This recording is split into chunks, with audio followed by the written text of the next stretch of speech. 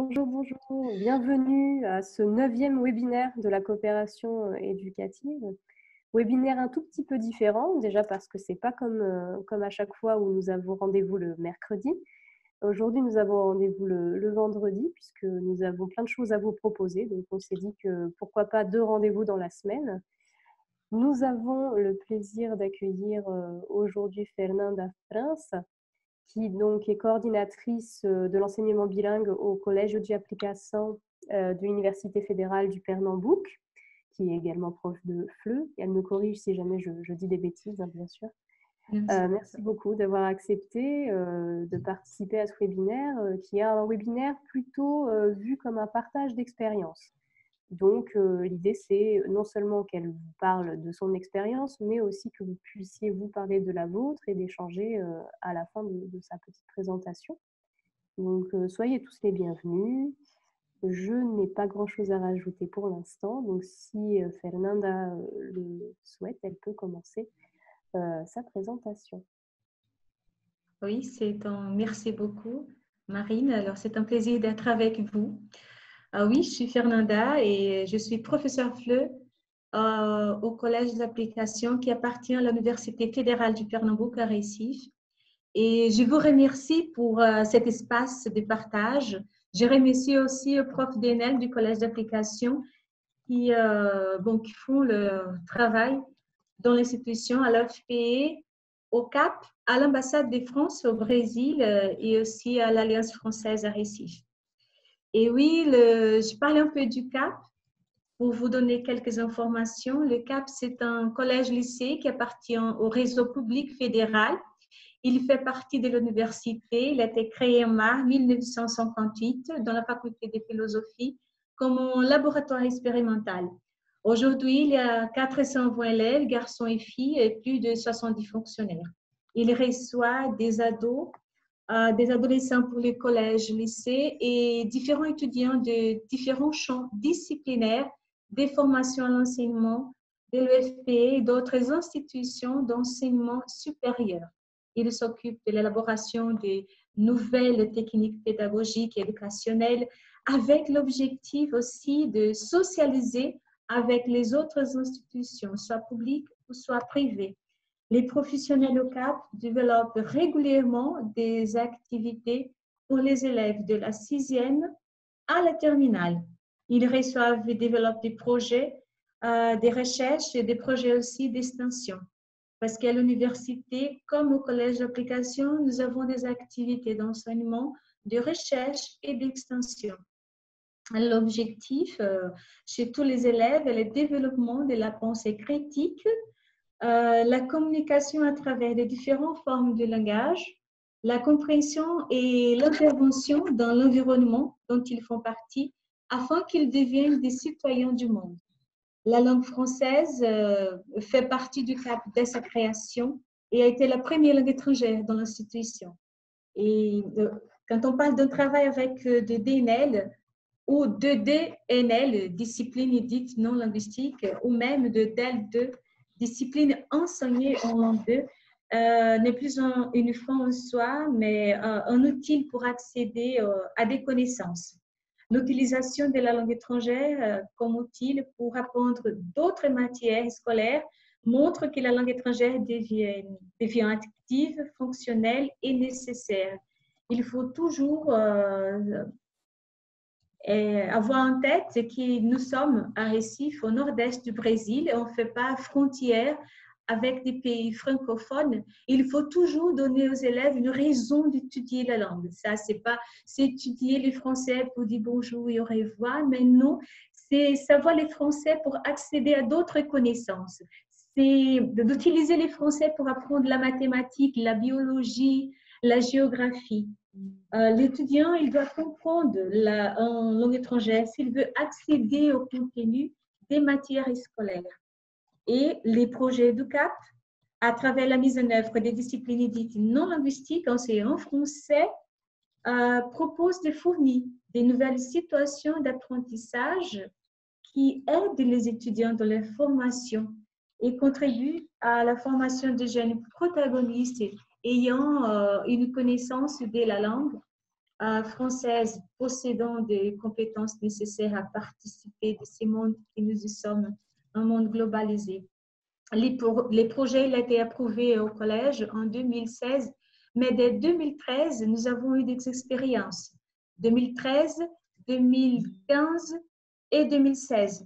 Mais c'était à partir de 2017 que nous avons commencé avec la biologie, la géographie et art plastique. Un troisième au collège et un seconde au lycée.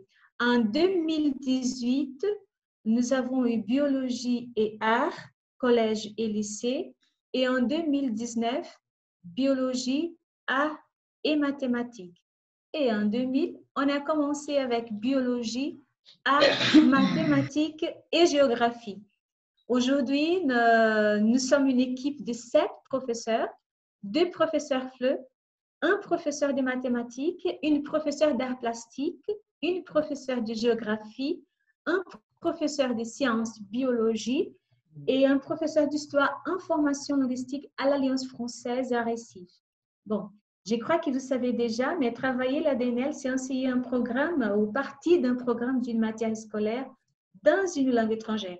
Ce n'est pas traduire les cours du portugais au français, c'est construire les cours en français. Et cela apporte des bénéfices. On dit les bénéfices pour les élèves et pour les profs aussi. Une didactique intégrée, consciente et explicite est nécessaire pour les succès du travail. En intégrant la didactique de 2 langues et de la discipline scolaire ou des disciplines scolaires, en respectant les spécificités de chacune. Chaque langue, chaque culture pédagogique et chaque école liée à cette langue propose pour chaque discipline des approches méthodologiques spécifiques. Et on arrive au curriculum. Oui, la question du curriculum est importante. Les programmes au Brésil ne sont pas les mêmes programmes qu'en France ou qu'en d'autres pays francophones. Les manuels français, ils sont consultés. Alors, ça veut dire qu'il y a plusieurs, pour construire une séance, pour construire un cours de DNL, les profs au CAP, ils doivent consulter plusieurs manuels. Parce qu'il y a des sujets, par exemple, qui est travaillé en 3e au Brésil, mais il n'y a pas dans les manuels français en 3e. Alors, il faut chercher dans les autres manuels. Il y a des sujets qui sont travaillés en 3e au Brésil, mais qu'en France, est travaillé au lycée, mais d'une manière beaucoup plus approfondie. Et cela pose un petit souci. Alors, il faut que les profs, ils cherchent dans les manuels brésiliens et aussi dans les manuels français des matériels pour travailler dans ces cours. Comme j'avais dit, ce n'est pas une traduction du cours, c'est une conception des cours. Et il ne faut pas dire qu'il faut prendre les manuels français et d'utiliser exactement, parce qu'il y a des choses qui ne sont pas intéressantes pour les étudiants. Et les profs, ils ne jugent pas intéressants pour ces groupes.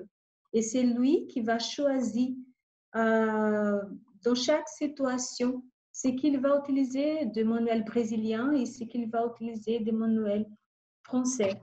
Les enseignants qui ont été recrutés pour leurs compétences dans différents domaines des connaissances, ce sont des personnages essentiels. Alors, s'il y a entre nous des professeurs d'ENEL, mes félicitations parce que sans vous, il n'y a pas d'enseignement bilingue.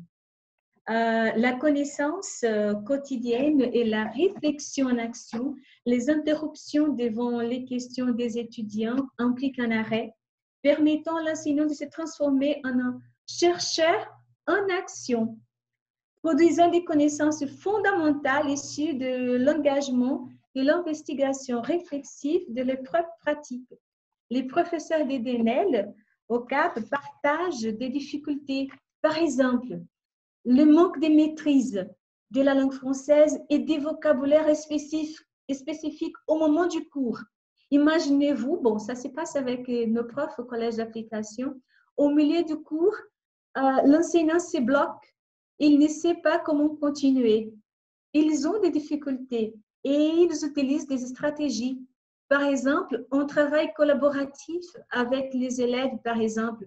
Je ne sais pas, mais comment ça se dit, comment on peut dire ça en français?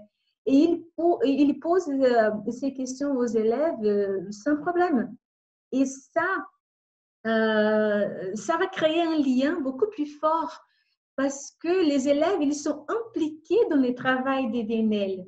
Ce n'est pas les spécialistes qui savent tout bon, les spécialistes qui savent tout dans sa matière scolaire, bien sûr, mais quand il commence à travailler sa matière scolaire en français, il a besoin de l'élève. Il n'a pas une hiérarchie en disant que je suis le prof dans un cours magistral. Il y a beaucoup plus d'un travail collaboratif.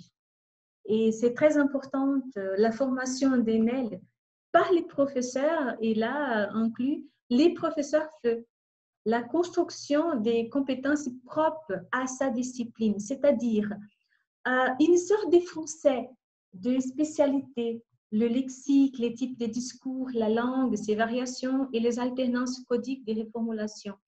Au CAP, les professeurs suivent des formations linguistiques, participent des congrès, formation d'ENEL en France, soit au CAVILAM, au CLA, au Brésil, Belgique.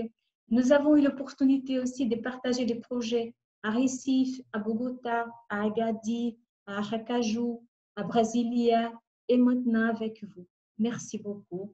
L'enseignement des DNL, l'enseignant des DNL n'est pas un prof de langue étrangère. Et son but n'est pas le travail de la langue étrangère, mais plutôt le travail dans la langue étrangère. Il doit reconnaître la diversité à partir des différences d'enseignement, les choix des documents pour travailler dans les cours. Il est spécialiste de sa discipline d'enseignement, mais il faut qu'il maîtrise bien la langue étrangère pour qu'il soit suffisamment à l'aise dans son utilisation. Et l'expression être à l'aise, elle est très importante. Parce que s'il est à l'aise, les choses, elles seront beaucoup plus faciles dans la salle de classe.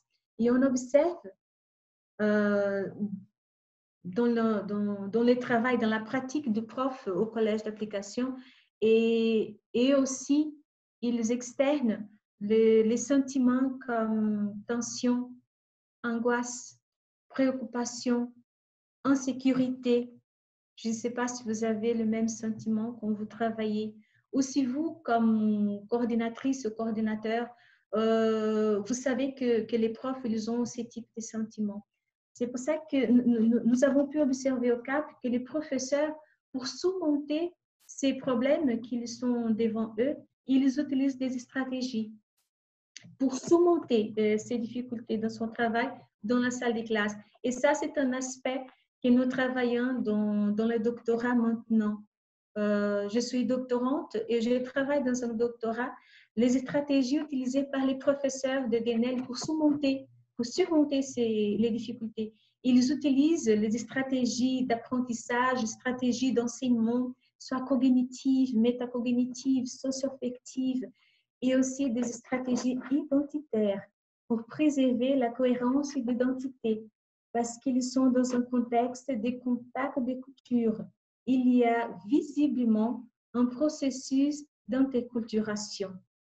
Et pour ça, ces contacts de culture peuvent ou pas gérer une crise identitaire. Je ne vois pas ça aux profs au collège d'application pour l'instant, mais ce sont des choses qu'on voit dans la pratique, qu'on observe dans la pratique, mais qu'on n'a pas vu malheureusement dans les formations, mais qui sont importantes. Alors, il faut qu'on partage cela.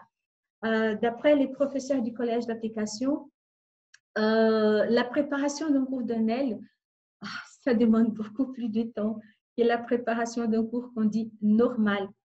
Les professeurs au collège d'application Recife ne gagnent pas plus pour ce travail. Et pour cela, il faut qu'on montre des résultats. Il faut qu'on montre des résultats positifs. Il y a beaucoup de résultats positifs. Les défis pour les profs, ça j'écoute des profs d'ENEL au Cap Recife, c'est les défis. Un autre dit que c'est pour s'amuser. Alors, je travaille, c'est là pour m'amuser. Ça me donne du plaisir aussi. Aussi pour donner d'autres opportunités d'apprentissage aux élèves. Aussi pour dire que bon, la base mathématique, bon, je parle déjà de prof de mathématiques, la base, l'influence française dans le travail de la mathématique est directe. Et c'est pour ça que travailler dans les mathématiques me fait du plaisir et je vois comment c'est les processus en France, comment c'est les processus au Brésil. On a vu aussi une augmentation du nombre d'élèves qui passent au Delphi scolaire dans l'institution. Nous avons les Delphi scolaires là-bas dès 2007. Mais après, alors, après le début du travail de DNL, nous avons alors une grande augmentation. On avait 15, 20, maximum 30 élèves. En 2018 et 2019, nous avons 55, 58 élèves. Alors, c'est bon pour nous, 100% réussite. Alors, et les élèves motivés pour l'apprentissage du français. Je ne dis pas que la DNL, c'est pour apprendre le français, parce que la préoccupation du professeur DNL, c'est sa discipline, c'est son contenu spécifique. Mais bien sûr qu'on profite. On profite pour apprendre le français aussi. Il y a plusieurs auteurs que je pourrais citer pour les travaux de DNL qui peuvent vous aider. Duverger, Gageot, Coste, Mariella Kozak, que j'admire beaucoup son travail de formation. Et aussi, je ne pourrais pas laisser de mentionner le monsieur Patrick Desnoux, qui travaille avec l'interculturation. Alors, il faut aller à la psychologie pour nous aider un peu, pour aider un peu l'éducation, pour aider un peu la formation des professeurs qui travaillent à l'université Toulouse-Jean Jaurès, au laboratoire LCPI. Bon, et comment c'est aidé le cas pendant cette pandémie? D'accord? Au Brésil, c'est les confinements. À Recife, c'est le confinement total. Tout le monde est confiné maintenant. Mais ce que nous faisons, nous essayons de maintenir rendez-vous hebdomadaires avec l'objectif de partager expériences de formation en ligne faites et pour toujours rester en contact. C'est important. Ça veut dire que si vous avez une équipe, il faut toujours les contacts avec eux pour écouter les Français, parler, partager aussi. La direction du CAP, c'est-à-dire les proviseurs, il suit les orientations de la présidence de l'université, qui pour nous, c'est les recteurs, comme vous savez. Dès le début de la crise sanitaire au Brésil, avec les fermetures des cours de l'institution. Et nous avons prévu pour les mois de juin des moments d'ENEL avec les élèves. Il y a les contacts FLE avec les élèves, mais pas encore les contacts d'ENEL. Et ça, on a prévu pour les mois de juin avec les élèves, les professeurs d'ENEL, le professeur FLE. Alors, l'objectif, c'est de parler un peu du collège d'application, les projets, comment on pense les projets au collège d'application. C'est un projet bilingue, ça veut dire que les deux langues sont utilisées dans la salle des classes, les portugais et les français, parce qu'on travaille avec les groupes complets. Il n'y a pas d'inscription pour participer. On donne les cours dans les dans la part, comment dit-on ça?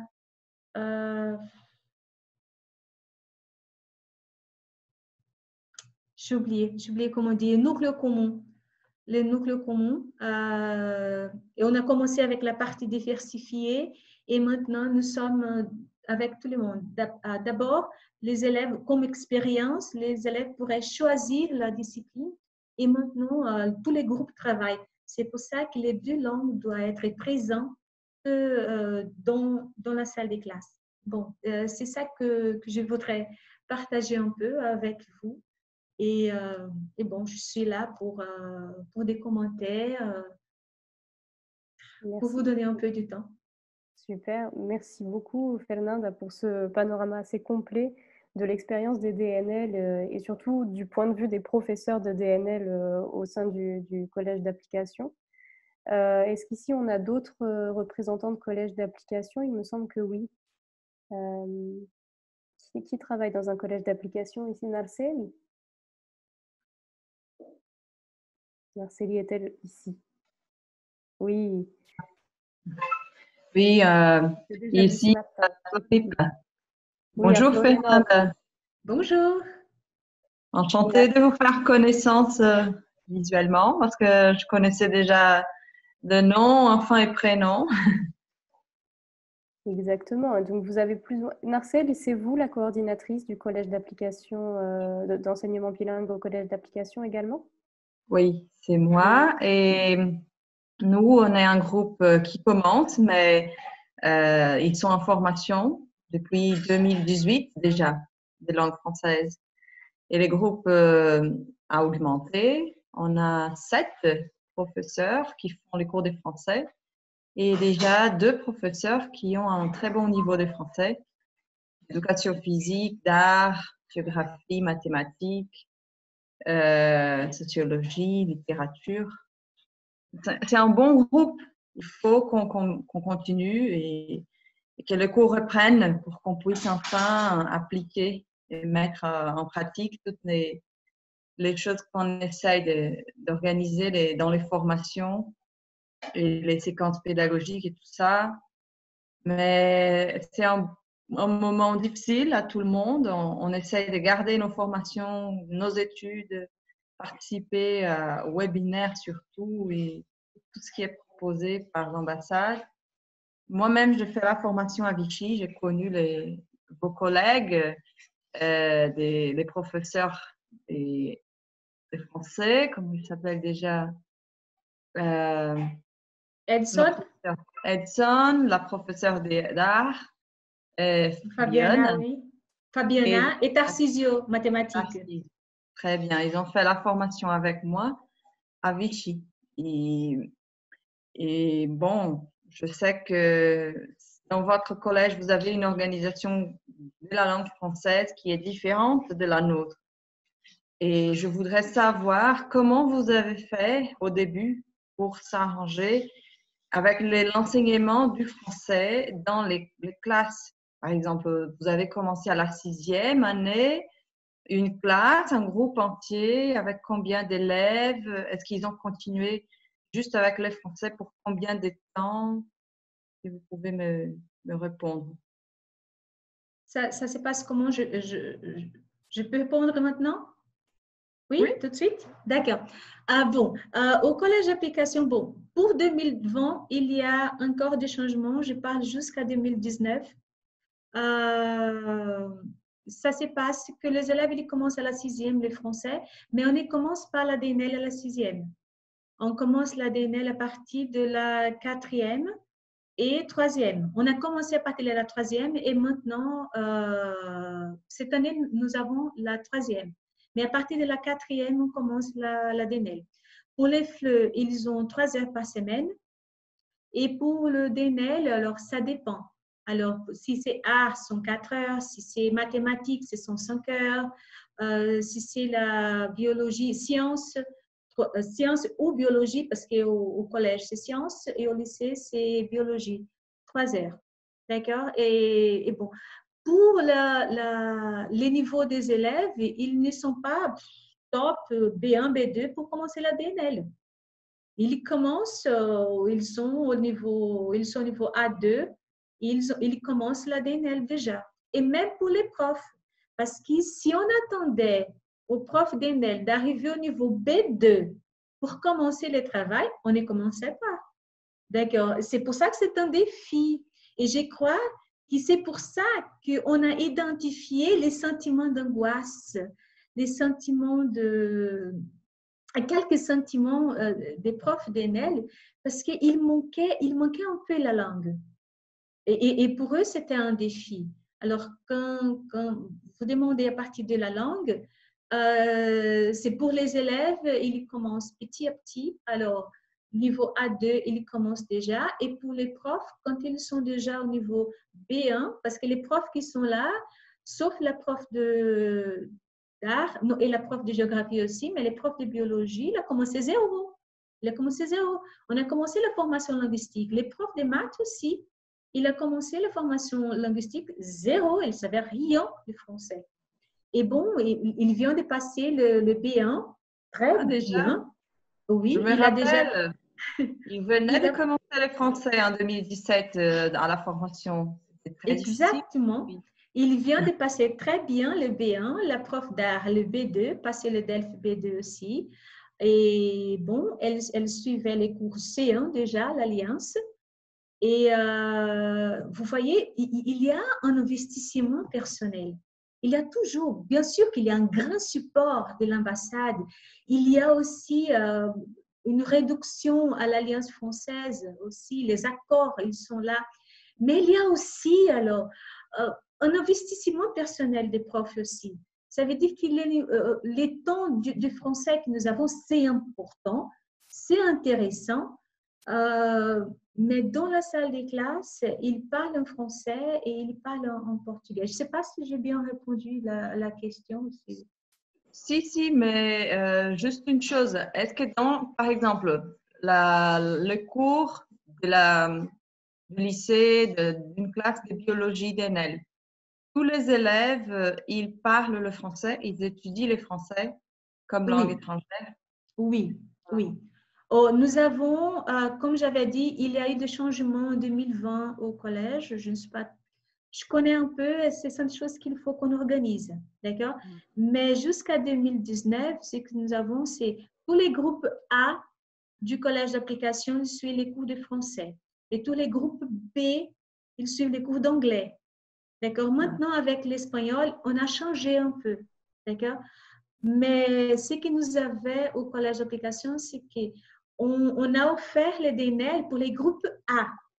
Ça veut dire que les 30 élèves qui étaient dans la salle de classe dans un cours de mathématiques aussi, ils sont les élèves de français langue étrangère, comme la première langue étrangère. Nous avons 420 élèves, mais on avait jusqu'à 2019 255 qui étudiaient le français soit comme la première langue étrangère, soit comme la deuxième langue étrangère. Et pour participer de l'ADNL, oui, il faut être élève de français, il faut parler le français. Oui, c'est l'idéal, mais nous, ici, on a une organisation pour l'enseignement des langues qui est très différente. On a 4 langues, on a l'allemand aussi. Et les élèves choisissent laquelle ils veulent étudier à partir de la 7e. Donc, dans un groupe de 25, il y aura 10 qui étudient l'allemand, 12 qui étudient le français, 15 qui étudient l'anglais, enfin l'espagnol. C'est tout mélangé. Il faut qu'on commence le projet d'ENEL avec un groupe entier, comme vous avez commencé. Alors, quels moyens vous avez utilisés pour convaincre ou pour sélectionner ces groupes A à faire le français? Vous avez mis ça ou vous avez décidé avec les familles, l'école? D'accord. Deux observations. La première observation, quand on a commencé comme expérience, ce qu'on a fait, c'est de offrir, nous avons offert aux élèves une discipline dans la partie diversifiée du curriculum. Ça veut dire que pour la première du lycée, il avait une discipline appelée Afrique et français. Et les élèves, ils faisaient l'inscription et on avait un groupe de 10 ou 12 élèves qui alors prenaient ces cours-là. C'était une option des élèves. Maintenant, non, ce n'est pas une option.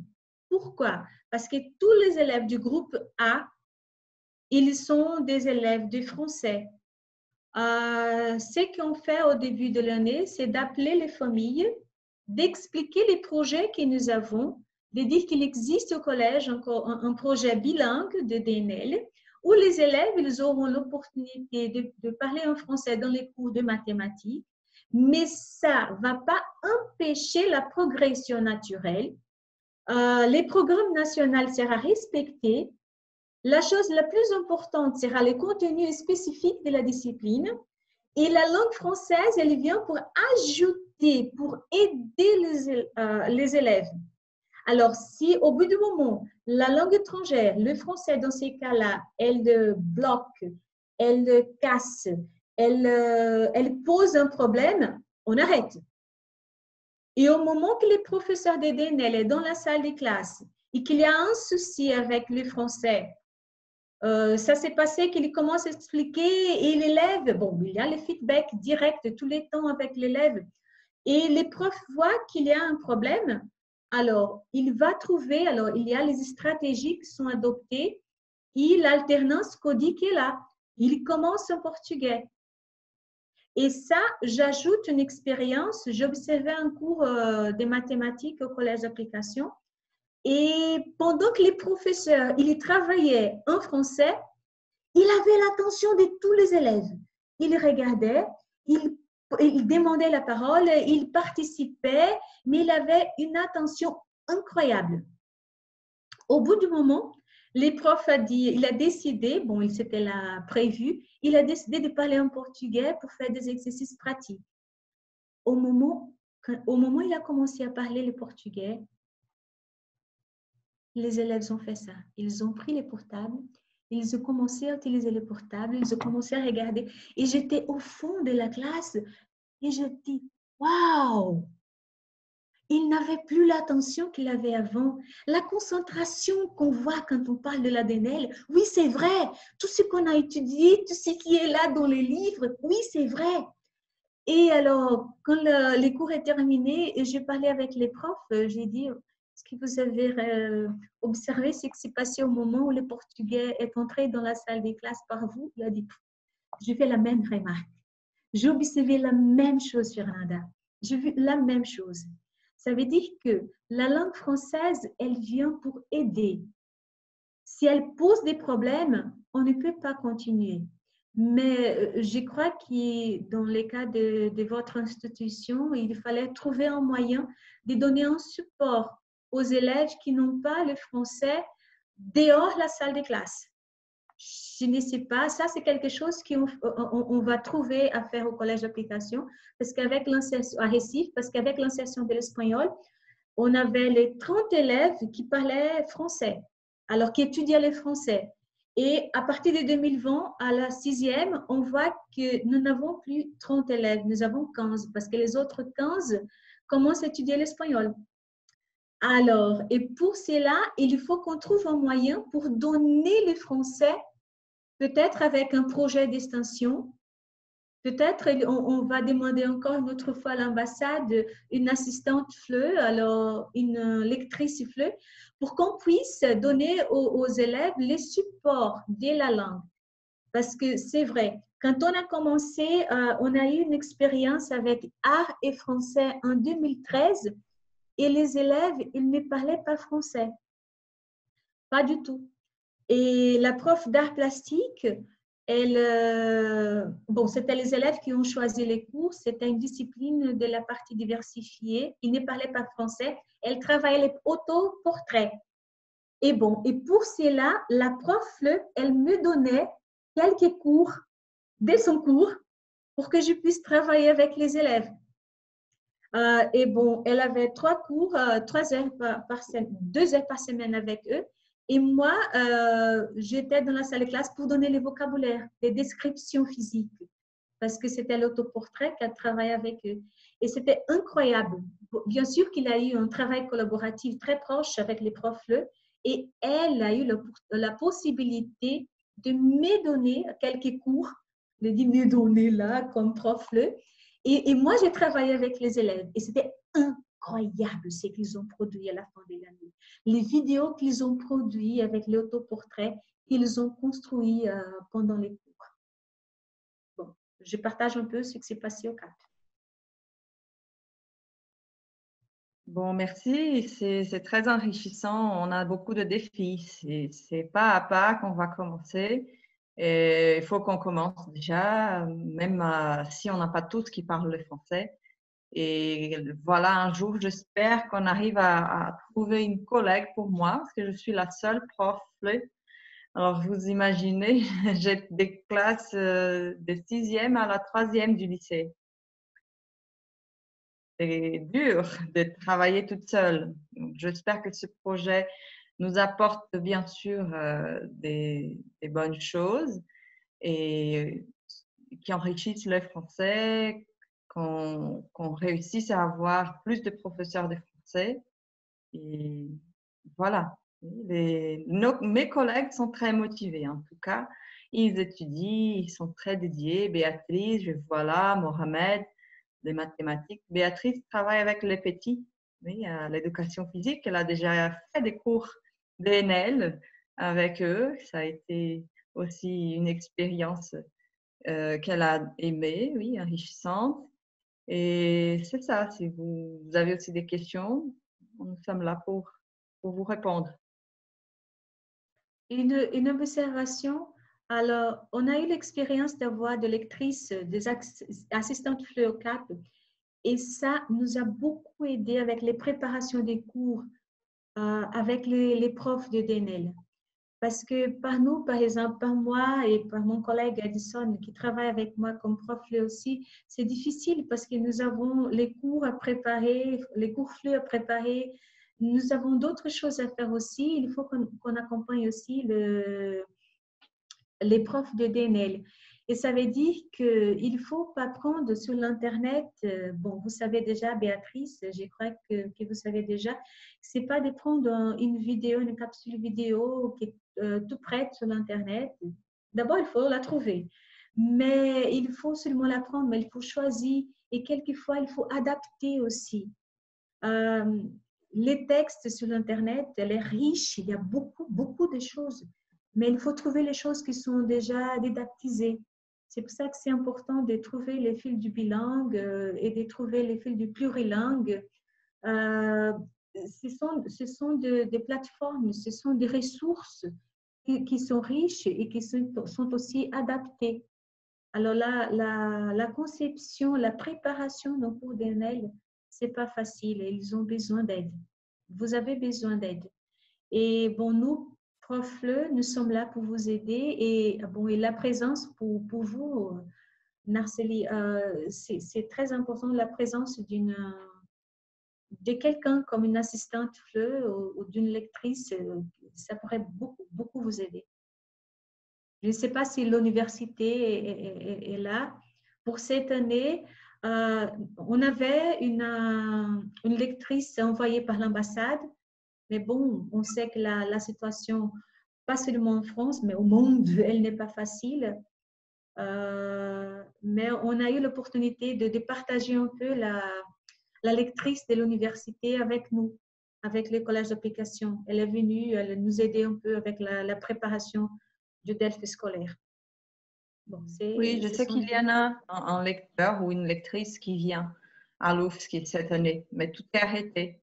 Oui, je rebondis là-dessus puisque c'est un programme que je suis de très près. Malheureusement, à cause de notre merveilleuse pandémie, nous avons dû arrêter le programme des lecteurs, c'est normal.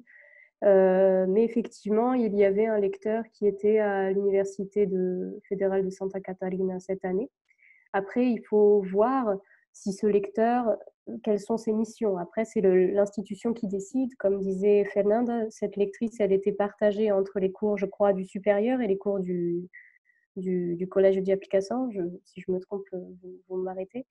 Et dans le cas de l'Université fédérale de Santa Catarina, ce lecteur, je ne sais pas s'il allait vraiment intervenir pour le collège de application. Je crois que ce n'était pas l'objectif de l'université. Mais peut-être que si vous entrez en contact avec le Bureau des relations internationales, vous pouvez faire une demande de lecteur. Donc, c'est un programme qui est en train d'être pensé, hein, donc, mais pour l'instant, il est a priori maintenu, bien sûr. Mais bon, de toute façon, c'est par l'ambassade que ça passe et il faut faire une demande auprès de l'ambassade. Voilà. Et nous avons eu déjà un lecteur, une lectrice pour les collèges d'application. Et oui, c'est possible parce qu'il y a beaucoup de travail, parce que comme ils sont plusieurs disciplines DNL, il y a la préparation, il y a aussi préparation d'ELF que je partageais le travail avec la lectrice. Et oui, il y a préparation d'ELF, il y a préparation des cours avec les professeurs de DNL, aussi des participations, des cours d'extension.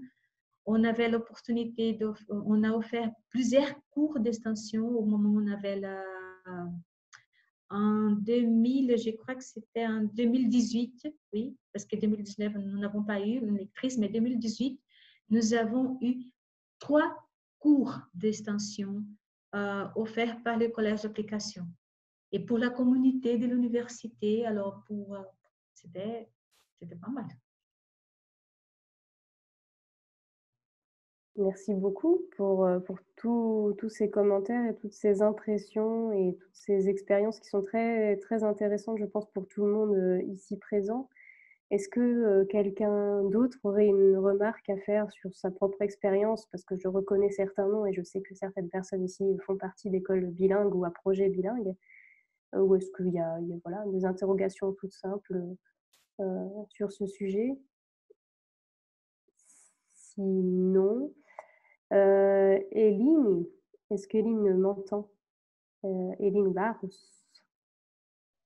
Oui, Eline- oui. Oui, elle est là. Bonjour Eline. Alors Eline, c'est la coordinatrice de l'enseignement bilingue à l'école de Manaus, une école de pompiers militaires. Donc là, on a un peu plus de niveau qu'au collège de Application, n'est-ce pas, Eline? On commence déjà à l'école primaire, le français, des tout petits. Est-ce que peut-être tu pourrais expliquer comment ça fonctionne en quelques minutes, votre école bilingue? Oui. L'école bilingue, la partie bilingue commence à partir du 4e année. Ils ont les mathématiques, les sciences. Le 4e et le 5e, 1 heure par semaine de mathématiques, 1 heure de sciences et 3 heures de FLE. Et le 1er, le 2e, le 3e année, ils ont seulement le FLE. 2 heures par semaine aussi. À partir du 6e, ils commencent à avoir 2 heures par semaine, 2 heures de mathématiques, 2 heures de sciences, 2 heures de FLE aussi. Et le lycée, ils ont une partie, ils sont différentes parce que il y a le nouveau lycée à Manaus, à partir de la BNCC, et ils ont FLE, ils ont littérature, conversation, mathématiques, c'est pas mathématiques, c'est éducation financière et sciences, application de sciences. C'est comme ça à Manaus. Oui, c'est bien, c'est un bon résumé, merci beaucoup. Et là, pareil, il y a des professeurs, comme l'explique Eline, il y a des professeurs de DNL.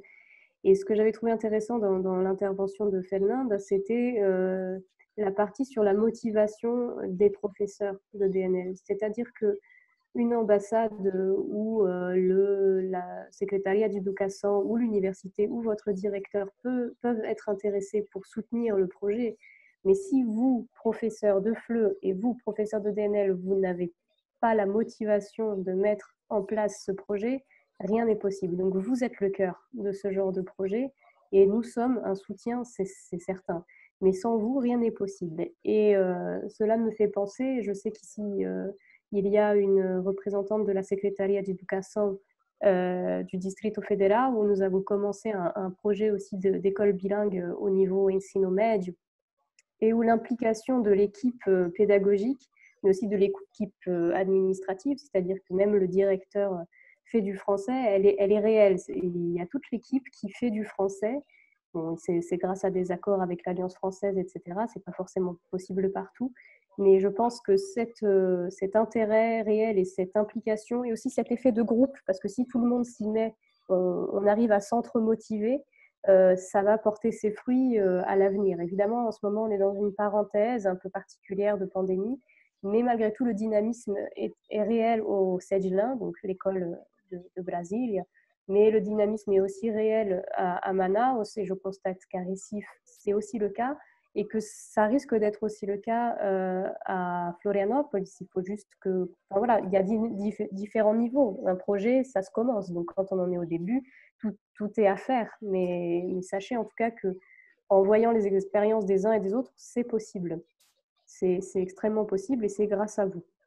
Et merci de toutes ces initiatives d'ailleurs. Merci. Donc ça, c'était ma contribution. Oui, Eline? Et comme Fernanda a dit, les professeurs, ils n'ont pas un bon niveau de français. Alors. Mais nous avons eu de la chance à Manaus d'avoir un programme que les élèves des disciplines technologiques partent en France pour faire une partie de la graduation en français. Alors, j'ai eu une prof elle est allée à Toulouse. Elle a passé 6 mois à Toulouse et elle était formée dans une graduation d'une année d'ingénierie alors. Et elle a donné le cours de mathématiques. Elle n'est pas licenciée en mathématiques, mais elle a donné le cours de mathématiques parce qu'elle fait le français et elle sait un peu, elle est de technologie. Et les sciences, la même chose. C'était un élève de ingénierie forestale. Et il a donné le cours de sciences aussi, avant du concours de français. Et nous avons eu de la chance qu'ils avaient déjà le niveau B1. Et maintenant, le concours, il nous a donné 2 profs qui n'ont pas un bon niveau de français, mais on va arranger ça. C'est parce que la pandémie nous a coupé l'année, a coupé nos plans. C'est vrai, la pandémie n'aide pas du tout dans tous les projets, hein, quels qu'ils soient. Fernanda, vous voulez dire quelque chose? Oui, nous avons un protocole d'intention qui a été signé entre l'Université fédérale du Pernambouc, les collèges d'application et l'ambassade de France. Et les protocoles, ils prévoient quelques actions de la part des professeurs et de l'ambassade et de l'université aussi. On a fait aller en France un prof d'ENEL de biologie pour faire un stage, une mission à Paris pendant 1 mois. Et bon, il a fait ça comme investissement parce qu'il a utilisé le mois de janvier, ce sont les vacances au Brésil. Mais il a eu une coopération parce que les consulats, ça veut dire l'ambassade, elle a vu l'hébergement du professeur. L'université a payé les billets d'avion et il avait aussi un investissement personnel du prof pour payer quelque chose là. Mais ça veut dire qu'il faut faire des accords, il faut formaliser les accords. Dans l'accord que nous avons avec l'ambassade, c'est l'ambassade qui paye la formation, dans ces cas-là, 50% pour cette année, c'est 50%, c'était 25% l'année passée de l'ambassade et 25% de l'Alliance française. Et les professeurs payaient 50%. Dans 2 ans, c'était 100% gratuit, la bourse complète. Jusqu'à l'année passée, c'était 25% de l'ambassade, 25% de l'Alliance, 50% des profs. Pour cette année, on a commencé avec 50% de l'ambassade et 50% par les profs.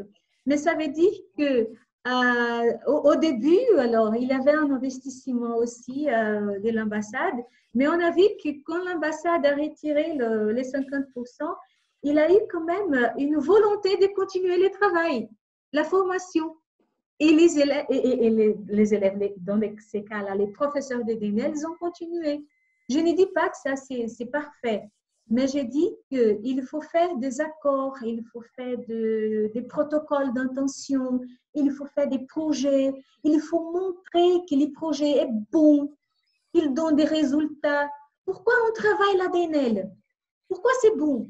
Il y a les résultats. Il faut montrer ça tout le temps pour la société. Bon, d'abord pour l'institution, pour l'université, pour la société. Parce que si on montre, ça sera beaucoup plus facile d'avoir des ressources. Et je parle des ressources économiques, des formations pour partir, pour aller en France, pour faire des formations en France et même des formations au Brésil. Oui, oui, c'est certain que quand on peut encadrer le projet, ça permet aussi de mieux resserrer les liens entre toutes les institutions qui participent au projet, bien sûr, et de mieux travailler ensemble, c'est certain. Après, tout dépend aussi du niveau d'avancement du projet. Encore une fois, si moi je suis dans une école brésilienne et je dis je veux faire un projet bilingue, je ne vais pas faire un accord tout de suite avec l'ambassade. Je vais attendre un petit peu de voir comment je fais. Voilà, ça demande tout un temps de travail en amont et tout le monde le sait très bien ici. Tous ceux qui travaillent avec nous le savent très bien. Et ça fonctionne d'ailleurs. On a plein d'exemples de succès ou de début de succès et j'espère que ça continuera en tout cas comme ça pendant longtemps. Je ne sais pas, on a Ivanec qui vient d'arriver, Ivanec qui, elle, travaille à l'école bilingue de Macapa, qui est la coordinatrice de l'enseignement bilingue là-bas. Bonjour Ivanec, tout va bien? Bonjour, bonjour, bonjour tout le monde. Est-ce que Ivanec, tu voudrais bien nous dire en quelques mots comment se passe peut-être l'enseignement des DNL dans ton école? En quelques mots, hein, pas la Ok. Bon, bonjour. Vous savez, nous avons, excusez-moi, j'ai participé à un cours du Cavila, mais c'est pour ça que je suis arrivée en retard. En ce moment, on est encore en confinement. Pour les classes de cette année, c'était difficile parce qu'on a commencé, on a travaillé une semaine pour les débutants, n'est-ce pas? On a travaillé une semaine et après, on a dû s'arrêter à cause de ce virus. Donc, cette année, c'est difficile pour nous parce que comme ils sont, nos étudiants, ce sont des enfants de 6 à 12 ans et qu'ils habitent dans un endroit populaire et donc ils n'ont pas beaucoup de ressources, même pas parfois un portable à la maison. On n'a pas pu travailler, faire un travail sur Internet avec eux. On n'a pas pu faire ça. Donc, tous les mois, qu'est-ce qu'on fait? On les envoie des exercices et ils vont à l'école. Au moment où ils vont recevoir un kit d'alimentation. Ils reçoivent les exercices qu'ils doivent faire à la maison. Mais c'est un peu difficile de contrôler tout ça pour les corriger. La plupart des élèves ne font même pas les activités. C'est difficile hein, pour travailler sans les ressources technologiques hein, avec eux. Oui, bien sûr. Là, on est encore dans une autre réalité qui n'est pas celle des collèges d'application, je pense. Quoique ça dépend, il y a un peu tous les publics dans les collèges d'application, mais il est certain que dans cette période de pandémie, l'accès au numérique, etc., est essentiel et que ce n'est pas le cas de tout le monde. Et effectivement, pour n'importe quel enseignement, qu'il soit bilingue ou non, c'est extrêmement compliqué pour beaucoup d'écoles et on en est bien conscient. Merci Vanette pour ce petit témoignage. Est-ce que quelqu'un d'autre ou Fernande? Je voudrais seulement ajouter que oui, ça fait quelques années qu'au collège d'application, la moitié des élèves, alors c'est concours public pour entrer au collège d'application. Nous sommes 17 collèges d'application au Brésil et malheureusement, bon, ce n'est pas les cas maintenant, mais la situation du Cap Récif, c'est qu'il y a encore des concours là-bas, mais la moitié sont 60 élèves à la 6e et 30 élèves, ils viennent de l'école publique et 30 élèves des écoles normalement privées.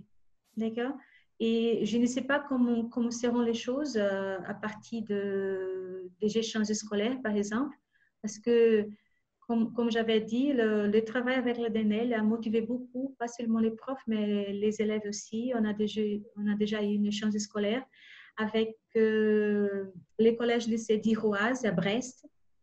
Et ça, c'était 15 jours en France avec les élèves brésiliens et c'était 15 jours au Brésil avec les élèves français.